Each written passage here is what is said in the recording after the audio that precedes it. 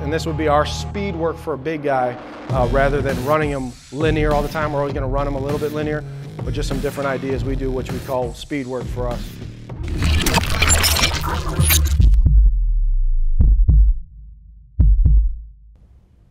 The pre-workout, this is kind of what we've been doing. For us, this works. Going through, the one thing we did add, like I said, we had Jay out last week, and we put in some RPR stuff, and we've been doing it for the last week here. I know he's got a certification tomorrow. For us, it's been huge. It was an eye-opening experience, a game changer. He didn't tell me to say this. This is my opinion. It's really good stuff. It's a lot different than anything I've ever done.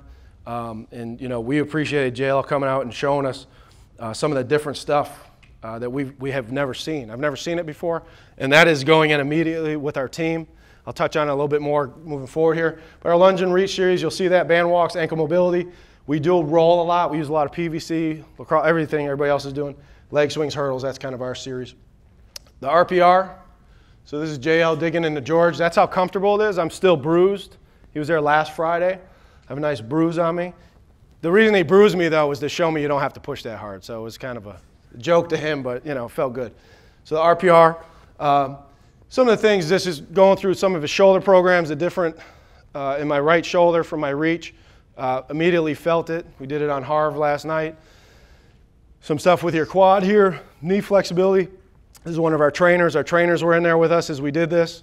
Going through some of the things, you can see the before and after, the difference in the movement. And for us, the wake-up drills are probably the biggest thing that you'll learn. Doesn't have to be one-on-one. You can teach the players how to do it on themselves, so if they're at home, they can do it. We're going to do it as a group. We're going to have them lined up. We'll do this as a group. It's fast and effective. They feel good when they're done. And this can be used at practice and game day. So guys got something going on, you know, I can hit them up real quick. And probably the biggest thing JL recommended when we set it up for him to come out, he's like, have your trainers be there. So we had our head athletic trainer and our assistant, and them being in there gave us a great common language and something common we can use moving forward. And again, you know, you have to do it to believe it. I told JL you have to really do it and listen to what he's saying. And then once you get to that point, it's pretty amazing. And so that's something we're moving into. It's a little advertisement for you. Thanks. Yeah, you got it, man. So, but it's something for us. It was just different. It's a very different thing. I know I've had a lot of guys after he put up on Facebook that he was there. I got a lot of people that hit me up about it, asking what it was about and did you believe in it? I said, on the table here, he's digging into my sides. I also have black and blue marks here because he thought it was funny at the time. But I felt great after. You know, I felt great after, and it was really an eye opener. So that's kind of what we're moving to as far as our pre-workout. We roll a lot, just how we do it with the groups. Inside here, we'll do, you know, kind of pack them in, get the best thing we can get. The band walks, as we go through, we'll set up our stations in our warm-up, keeping guys together. So each group has a station, each coach has a station, and we roll through these as quick as we can with basically a different band walk or something like that every day, some type of hip knee work. Be able to show them how it can help in their sport, I think, is a big thing too for guys. I'm not necessarily sport specific. I would say I'm not sport specific as far as training. But when I show them that, they're like, oh, you know, I'll do that. I'll do a better job of that when they see these pictures. So for me, if I can show them something like this, we're just doing a lateral lunge in our lunge and reach, touching the ground. You know, the same ankle position we're trying to get here.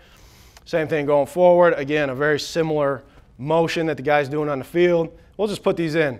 Again, we actually fill these footballs up with water, so there's like a slosh ball, and they're holding a football and doing this, so there's a correlation, and we're really just getting, you know, basically a RDL motion here, unloaded. Be clear with your directions and commands. So for us, a lot of what we're doing as we get into these videos is all going to be on cadence.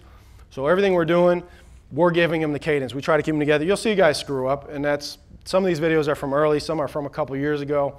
These are some of the better videos I have in different ways. But giving them clear direction as they go through.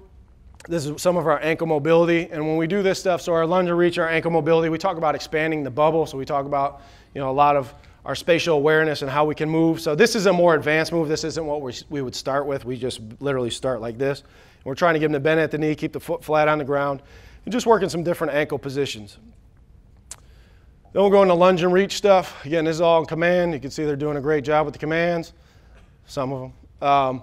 Going through and we're doing a ground touch here. So just doing a basic lunge pattern with a ground touch and trying to drive out of it.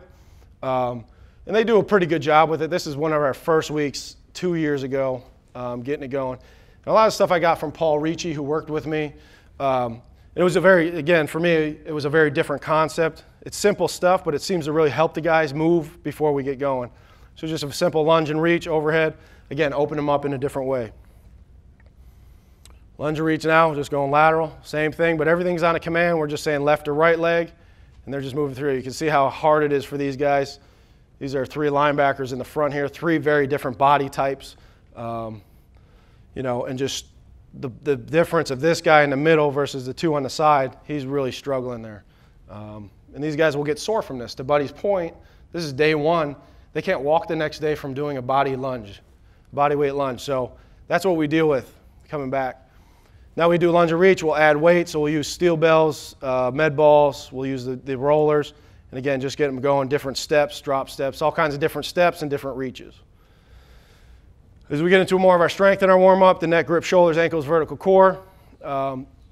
Basic stuff, we'll do shoulders. We just keep the guys together. We do this one a lot. This is just a 6-way band series. Our vertical core, again, Cadence, med ball slams. We call it vertical core because it sounds fancier and more, cooler. So we're doing this, and again, most of this stuff will transition into our lunge and reach. So they're going to step, again, spatial awareness now with weight and getting them to be able to move. When we do a lot of this stuff, and kind of going back more to the lunge and reach, when we talk about some of this stuff in the lunge and reach, we're talking not about getting in this position, we're talking about getting out of that position. So if I take a cut and push, I have to be able to get out of that position. Same with our drop step. If we get in a funky position, we work on talking about driving out of that position rather than just being able to step into the lunge. Okay, so we're talking about getting out of it. Just some simple wall stuff there. I'm going to get in trouble from Buddy. I've seen him speak numerous times. I'm sorry. I respect you a lot, but we still do ladders. I don't believe it's for speed. I do it as a general warm-up. Okay, so when I put this presentation together, I told myself, I said, I'm going to get killed for this slide because I know he's going to talk about it before. But we do it as just a general warm-up. I don't think it's making them faster. Our load to explode series, so we don't do Olympic lifts, but in this particular player, we're talking about triple extension, the jumping, the same correlation here. Load to explode for me is plyometrics, and we'll do these in a lot of different ways rather than just a traditional box jump. So we'll do some stuff again on Cadence. We're trying to get the hips open, the triple extension position. And without a box, they don't have to do the land real deep rather than just get on there in a nice athletic position. We know they're going to jump as high as they can if they care about it. So we don't need to put a box there for them to jump up onto all the time. We will do box jumps, but just a different way to look at it. We'll do this also with the med ball, like that picture showed. Simple dot drills, nothing exciting. The ladder drills. We're definitely getting faster on these drills. It's improving our linear speed. I truly, wholeheartedly believe in that. I'm sorry. But we do this, again, for me, it's just a little bit of general warm-up, a little bit of footwork. I always just equate it to jump roping. Is it the greatest? No, but it gives us another opportunity to kind of get them warm before we go into some more of our, it's just a general warm-up for me. Here's some fancy footwork. It's really making them a lot better, moving backwards. And for us, everything we do, we're going to go backwards. So if we do forward ladder, we're going to go backwards in the same thing. Again, just general movement skills. Nothing earth-shattering, but if we sprint 40 yards, well, we're going to backwards walk back to the line 40 yards for the rest rather than just turn around and walk. We're going to always encourage them to walk backwards. It's kind of like Ferris Bueller's Day Off, running the Ferrari backwards. If you've seen that movie, same kind of concept. Agility drills with a large group. We'll do these a lot before we get to OTAs, so before they, or whatever you want to call it, phase 2 of the NFL program where they can be on the field coaches because we want to get them moving a little bit, change of direction. And these are some very basic drills, nothing that complicated, but some stuff we do. Simple bag drills, we've all seen this. Some of our hoop variations we do. Just getting guys going. Basically, some different movement patterns, so when they get on the field and they have to turn and run, if these are our DBs, they have to turn and run, they've got some work on the groin, some different body positions that they probably haven't hit while they were at home, probably just running on a treadmill or something like that, unfortunately. okay? The Hoop 3.0, some different drills here, just some teamwork stuff, getting them to work together. They get a go, working together a little bit. Again, coming back, spinning out. This is our linebackers. Just some stuff to kind of get them going a little bit. Paul had actually brought that from basketball stuff, and I liked it a lot because it kind of works some teamwork stuff in. But you can run guys through pretty quick rather than just one guy up. Basic day one stuff. Again, just getting them going, but this is a good large group drill. Speed drills with a large group. For our speed stuff, as I touched on briefly before, it's going to be specific for their position. So that's really where we get more specific, is in their running drills. So for the large group stuff, we'll break them up. So there might be 2 or 3 coaches with one group and the other 2 are with the other group, big in skill, and we kind of move the mid guys back and forth depending on the day. So they might be with the bigs one day and with the skill another day, just to kind of get some good crossover. Works best for us. It's not ideal, but with the numbers and the equipment, that's kind of how we've rolled through it. So some of us here, this is just basic. This is the whole team, and this is basically me running the drill by themselves. Some guys might be over the line here. But generally, we're just doing some varied starts, getting them going. They all go together. We do a quick pogo and go. So 2 whistles. And then just some variations of it. You can see they're doing a great job with their feet behind the line.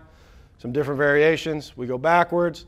And again, this is all still progressing in, but we'll do these. We'll do 10s all the time. We do a lot of 10-yard work, just working on acceleration. Every player for us will work on this regardless of the position. Uncommon starts. I'm big on uncommon starts, so just continue to change these up. You'll see this drill here. Guys that have that are really amped up. There you go. Amped up to go, and then our front guy here, Mohammed Wilkerson, he's just holding the entire time till I actually blow the whistle. But just the anticipation and the different stuff for the different guys at the different positions is interesting to see. The guys on the far end were DBs that aren't used to going on something. They're kind of moving freely, where our D linemen closer here are used to waiting for some type of signal to go. This is our Raptor work. You can't really see it, but these are Raptors. These are interesting device that we've been using. And this is basically just a resisted run. But the reason I like this is it gives you consistent resistance. So unlike a sled where it's kind of hitchy, or a umbrella or a parachute, it's only giving you about 5 to 10 pounds of pressure. So you can work, you can continue your, no, that's not replaying. You can do better form running with this than you could with a sled on. And I can do this type of stuff. So I can put some position type stuff in, get guys pedaling, and still have a resistance. So that's our DBs. And then going to our O-line, these guys are hooked up to these Raptors here again, just giving them some resistance and assistance. Same drill, a little bit more simplified. They have bands on, just have some bungees on these guys. Doing the same kinds of drills, resisted and assisted, kind of teaching these guys to move a little bit different. And this would be our speed work for a big guy rather than running them linear all the time. We're always going to run them a little bit linear, but just some different ideas we do, which we call speed work for us. Team conditioning drills, build team unity and compete. Some things for us, that we're always trying to develop depending on the age of our team especially. Some prowler stuff. This will be something we do on our Thursday. I don't have a better clip of this for some reason, but everybody's doing this on this day, and these were the last 2 guys, I guess. And we'll go down and back usually with that. Max, we usually go with that is 40 yards. Very simple. Our tempo runs. This is about the pace they look at. It's nothing earth-shattering, just a good time. Work the rest ratio and kind of moving through that. Our 5-10-5s, we like to do these on a day where we really aren't focused in very well. So we'll kind of come back to these and give them the directions. We'll holler them out, and then we'll come back to these. And you can see the guy there in the middle. He went again. He was a punter. He went again. So every time you miss one, we just repeat. The entire team repeats. So it's a little bit throwback for these guys, but just very simple foul directions. And gets guys to kind of get on each other a little bit if you're not paying attention to run 5-10-5, right, left hand, whatever the situation is. And that's worked well for us to kind of build some team unity. Very small thing. Back to the bikes, this is something we'll do on conditioning with all the guys. The ropes, obviously, some stuff like that. Coaching the large groups, now moving into the weight room. So that's kind of what I thought, from an outside aspect, kind of how we look at it. Moving into the weight room. A little bit more dangerous atmosphere. Obviously, there's weights, there's clamps, there's people running around. It's not as easy to see everybody the way some rooms are set up. Ours is the racks are in the middle, so you really have to have your coaches set up good. But what is the most critical thing? Again, I go back to safety. So being able to teach guys. Now, again, we think these guys come in and they know how to load weights. They know how to, to do all this stuff. They don't. You have to tell them to put a clip on. You have to tell them to push the 45 all the way on. You have to tell them what a 2.5 is, what a 5 pound is, what a 25 is. You have to do that stuff because if you assume, you're in a lot of trouble. So if you assume something, you're in trouble already, and Buddy went back to experience. I don't have nearly half the experience Buddy has in a weight room, but through my short time of experience, I've realized I can't just assume these guys know what to do. If I assume they know what to do, someone's going to get hurt and someone's going to mess it up. So I really have to be really diligent in telling them how to do stuff, how to spot, and we're going to go through some of this here because I think it's important. The vision of the room. If you're solo or staff, and Phil can probably remember this as a freshman at Villanova, I've done this for years. I stand up so I can see everybody. I will yell the tempo out. I will holler what they're doing. But I can see everybody here. And one of my coaches, former coaches over here, Chris Fenelon, Iowa State, is watching. And then there's guys around the room basically on my corners because, again, I'm fortunate to have that. But I used to do this with one guy with the same amount of people in the room. I don't know how anymore, but at one time I could do that. What I just talked about, so assign to staff. Use clips, teach them about the 315 and flip. Again, people pull the 315 off and the bar flips, you have 315 on, you pull 3 plates off one side. Yeah, right? You only need to do that once. I don't want that to ever happen because there's so many people that bar is going to go down on somebody. But it's like one of those overlooked things like, all right, we lost, the guys were gone for 3 months. We'll have a vet do it. This is Dave Harris. He's going on year number 11. He's from the school up north. But he's a great weight room guy for me, and he's a great player. He's second all-time leading tackler in Jets history. And, they'll go away and they'll come back and they'll forget everything because they haven't been training. They've been working out. So we always talk about that, and we need to educate them on that. And, yes, he is wearing gloves. I hate him, but it's Dave Harris, so I just go with it. He's been there longer than me. Again, label the racks just like we talked about before based on their heights and their weights.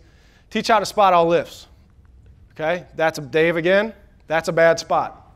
You can see the bars coming up to the J-hooks. It's kind of cut off, but that guy's about halfway up and not really paying attention. With our guys, they have those spotting platforms, but I kind of went away from those. We straddle the bench, and we'll use an over-underhand grip. If we go to lift the bar off and guys are not set, we'll stop the lift, rack the bars, so-and-so, get set, and we'll restart that lift. We'll discount the reps, go back to 1 because at the end of the day, if I have a guy drop a bar on himself, that's not good for anybody, mostly the player. I don't want to be any part of that or do everything I possibly can to prevent that. So for me, that's a very important thing to teach guys how to spot because we'll have the guys stand on the platforms and they're bent over trying to pull something up way down here, and it's just not going to work out for them. So we just keep them a little bit lower. It's a change for a lot of guys that come into our program, but simple thing. Good spot here, over underhand grip. You can see him straddle the bench, and just very safe for us. It's a powerful position for our guys to spot in. Good spots from the squat standpoint. Our guys are behind. We do a lot of box squat, almost all box squat. You can see the nice elite boxes behind those guys. But all these guys are set up perfect right here. They're all looking at their guy in front of them. This guy's obviously descending a little bit before the other guys are, but the guys are set up in good position there, ready to spot guys. Again, the same situation. As we get real heavy on squat, we'll work into maybe a 3-spotter situation, depending on where we're at in a program. But that's not very often for us that we're going that heavy that we actually need 3 spotters. The tempo bench and squat, so I touched on this briefly, the eccentric style of this. And again, basically I'm going to give them a cadence. I'm going to say spotters ready. They'll say ready. I blow the whistle. They lift the bars off. They're all set. I will then say 3, 2, 1, set, drive. They drive up. They count 1. It's a little remedial. It's like I tell them I go back to like a high school or a college day, but I love it. And they buy into it because every time we do this, they get better doing that, controlling the load. And what we found is when we do go, we'll go away from tempo. We won't always do eccentrics. But as we go away from it, we'll see guys that were once, that trying to break their sternum, driving it off their chest. They learn to control it. And a lot of those guys that do that huge bounce off their chest tend to have shoulder problems a lot earlier than anybody else from that huge force coming down on them. So this is what our squat would look like, or excuse me, our bench. I'm just giving the cadence. They're all going down. Spotters are set up. So you see some huge weights on here from our skill guys. But just it's a very simple thing. But again, for me, I can see everybody and I can make adjustments. When a guy first comes in, we give them, say we're in the middle of the season, we bring a guy in, or in the off season, and a guy gets signed, because that's a very real thing. We're going to give them basically our stock numbers. From there, and how we use Jim Wendler's stuff is that last set, they're going to kind of show us what they have. We're not going to failure, we're leaving some in the tank, but we can at least make a better adjustment off that rather than just work up to your best single from some guy. Again, I don't know where he's been. We might be in week 5 of the program, and he's jumping in here. Well, I might not necessarily take him back to the GPP stuff. I'm going to kind of try to work him in the best I can in a smart fashion and gradually build him up as fast as I can, because I'm going to only have 3 weeks with this guy before it's his day to be judged, you know, if he's going to be here or not. So I want to progress him as quick as I can in that situation and get him up to speed. Our squat stuff, okay? This is an older one. Again, we didn't have the boxes.